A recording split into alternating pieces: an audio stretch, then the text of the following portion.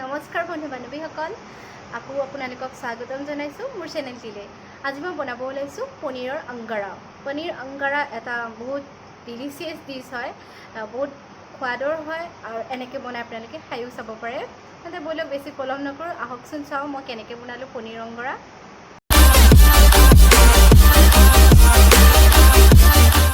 আমি ইয়াতে আদা আৰু নহৰু দি দিম। ইয়াতে মই 2 টেবুল চামুচৰ জোখত ৰিফাইন তেল দিছোঁ আৰু এইখিনি ভাজি ল'ম। আদা এনেকৈ টুকুৰি টুকুৰি কৰি কাটি ল'ব। এইখিনি এতিয়া 5-10টামান কাজু দি দিছোঁ আৰু ভালকৈ এইখিনি ভাজি ল'ব।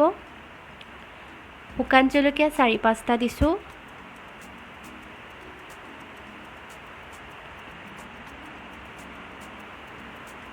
আৰু বিলাহী মিহি মিহিকৈ এনেকৈ কাটি দিছোঁ টুকুৰা টুকুৰি কৰি, আৰু পিঁয়াজো টুকুৰা টুকুৰি কৰি কাটি দিছোঁ।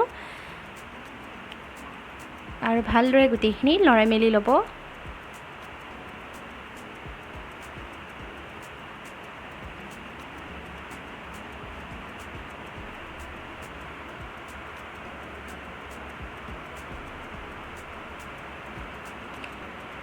আৰু এইখিনি 5 মিনিটৰ কাৰণে সিজিব দিব। এতিয়া 5 মিনিট হৈ গ'ল। এইখিনি দেখিছে, মানে এইখিনিতে সিজি গৈছে অলপ। এতিয়া এইখিনি আমি ঠাণ্ডা হ'বলৈ দিম। পূৰা ঠাণ্ডা হোৱাৰ পাছত মিক্সিত ভালদৰে এইখিনি মাৰি ল'ম। এতিয়া ঠাণ্ডা হোৱাৰ পাছত মিক্সিত মাৰি ল'লোঁ। এয়া চাওক, ঠিক এনেধৰণে মাৰি ল'ব। এতিয়া কেৰাহীত পুনৰ 3 টেবুল চামুচৰ জোখত তেল দিব। তেল দি দিছোঁ আৰু তেজপাত দুখিলা দি দিছোঁ আৰু জিৰা দিছোঁ আৰু ভালদৰে গোটেইখিনি ভাজি ল'ব।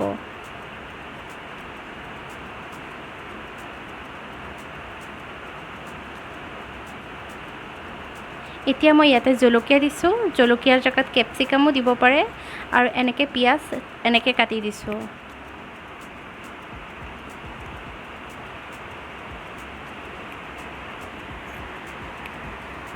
এইখিনি অলপমান এনেধৰণৰ হ'লে পেষ্টখিনি দি দিব। মই ইয়াত পেষ্টখিনি চাকনিৰ সহায়ত চানি লোৱা নাই, এনেকৈ দিলেও হয় বা আপোনালোকে চানিও দিব পাৰে। তেতিয়া কিছুমান বিলাহীৰ গোটা থাকি যায়, সেইবোৰ তাতেই ৰৈ যায়। আৰু তেজপাতখিনি অলপ পাছত গুচাই ল'ব।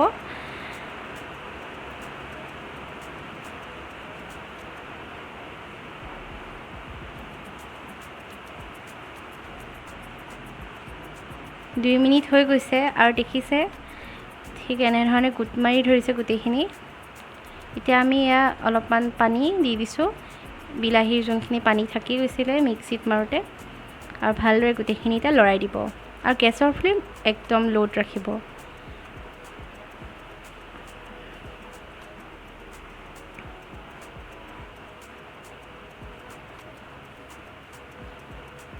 দুই 3 মিনিট এনেধৰণে লৰাই মেলি থাকোঁতে দেখিছে এইখিনি এনেকুৱা হৈ পৰিছে।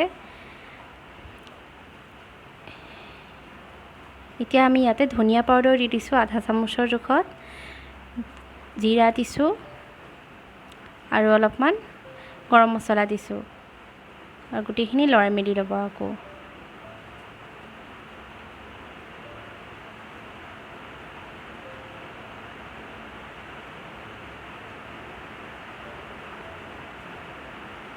এতিয়া পানী দিম। জোখমতে পানী দি দিব, আপুনি গ্ৰেভি যিমান লাগে সিমান জোখত পানী দিব।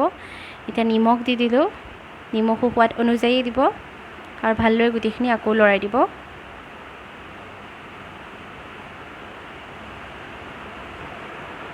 এতিয়া ঢাকনিখন মাৰি 5-10 মিনিটৰ কাৰণে হ'বলৈ দিব। এয়া দেখিছে এইখিনি হৈ গৈছে ভালদৰে।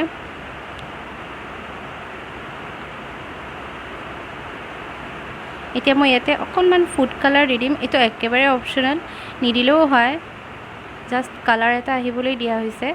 কিন্তু কথা নাই, একে কালাৰৰে হয় এইটো। কিছুমানে ৰঙা ৰংটো দিয়ে, কিন্তু মোৰ তাত ৰঙা ৰং নাছিল কাৰণে মই কমলা ৰঙৰটো দিছোঁ। ফুড কালাৰ নিদিলেও হয় অৱশ্যে, তথাপিও দিলোঁ আৰু মই। এতিয়া এইখিনি ভালদৰে লৰাই মেলি ল'ব। এতিয়া আমি পনীৰৰ কিউবছকেইটা দি যাম। পনীৰ কিউবছটো আপুনি ধৰি লওক অলপমান ভাজিও ল'ব পাৰে, মই ভাজি লোৱা নাই বাৰু। অলপমান বাটাৰ দি পেলাই টাৱাত ভাজিও ল'ব পাৰে। এতিয়া এইখিনি এনেকৈ লাহে লাহে গোটেই মছলাখিনিৰ লগত মিক্স কৰি দিব। গেছৰ ফ্লেম ল'ত ৰাখিব, ল'টো মিডিয়ামত ৰাখিলেই হ'ল।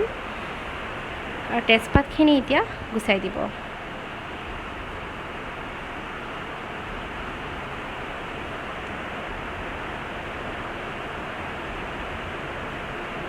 যোনে পনীৰ খাই ভাল পায় ইহঁতে এনেকৈ বনাই খাই চাব পাৰে।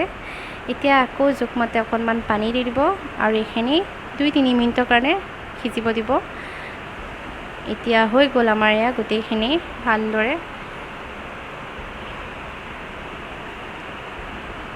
এতিয়া আমি কি কৰিম, এটা বাতিত কয়লা অলপ ল'ম আৰু ঘিউ 1 চামুচ দি দিম কয়লাৰ ওপৰত। কয়লাটো প্ৰথমে অলপমান গেছত পুৰি ল'ব লাগিব।